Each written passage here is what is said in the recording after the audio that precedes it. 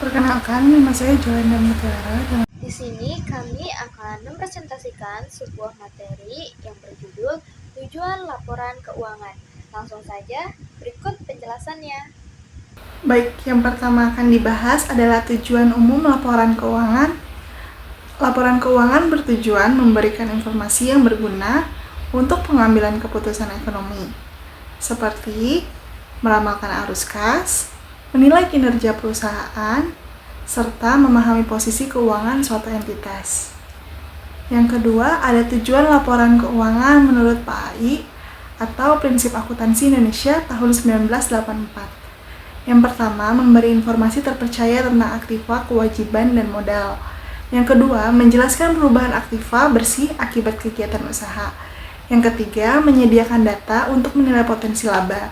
Yang keempat, menginformasikan aktivitas investasi dan pembiayaan. Dan yang terakhir, menjelaskan kebijakan akuntansi yang digunakan. Selanjutnya, yang ketiga, kita akan membahas tujuan laporan keuangan menurut PSAK nomor 1. Yang pertama, harus memberikan informasi keuangan yang berguna untuk banyak pihak. Yang kedua, digunakan untuk menilai tanggung jawab manajemen.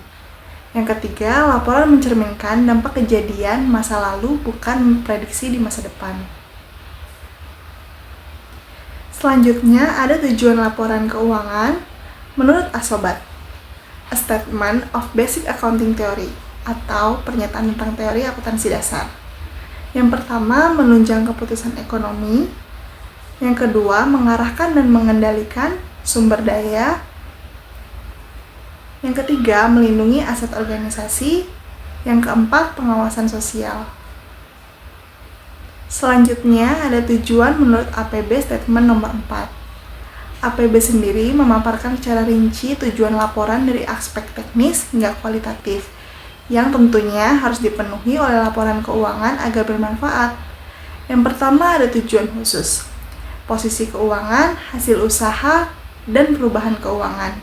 Yang kedua, ada tujuan umum, info, sumber ekonomi, kekayaan bersih, proyeksi, laba, dan lain-lain. Yang ketiga, ada tujuan kalitatif, harus relevan, dapat dipahami, netral, tepat waktu, dan sebagainya. Nah, selanjutnya yaitu ada karakteristik kualitatif laporan keuangan atau PSAK.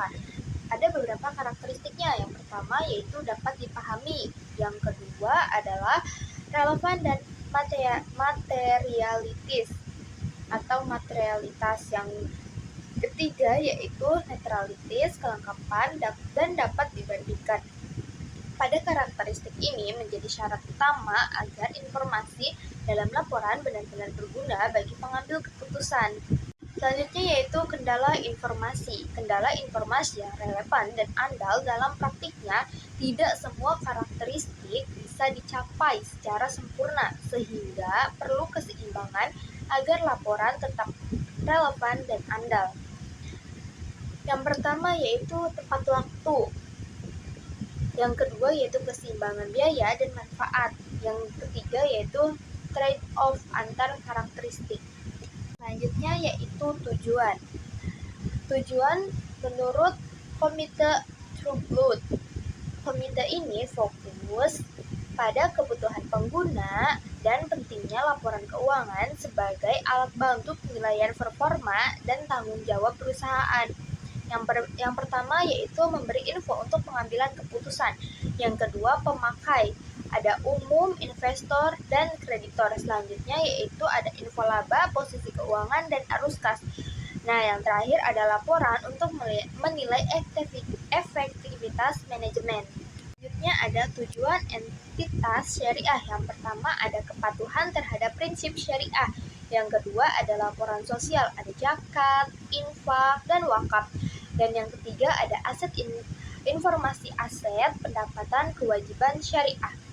Nah, baik, kesimpulannya adalah laporan keuangan harus relevan, andal, netral, dan dapat dipahami. Tujuan utamanya adalah menyediakan informasi untuk pengambilan keputusan ekonomi. Semua tujuan dan karakteristik tersebut pada akhirnya bertujuan untuk menciptakan laporan keuangan yang benar-benar berguna, adil, dan informatif bagi semua pihak. Nah, baik, cukup sekian. pemaparan materi dari kelompok kami. Kurang lebihnya mohon maaf. Wassalamualaikum warahmatullahi wabarakatuh.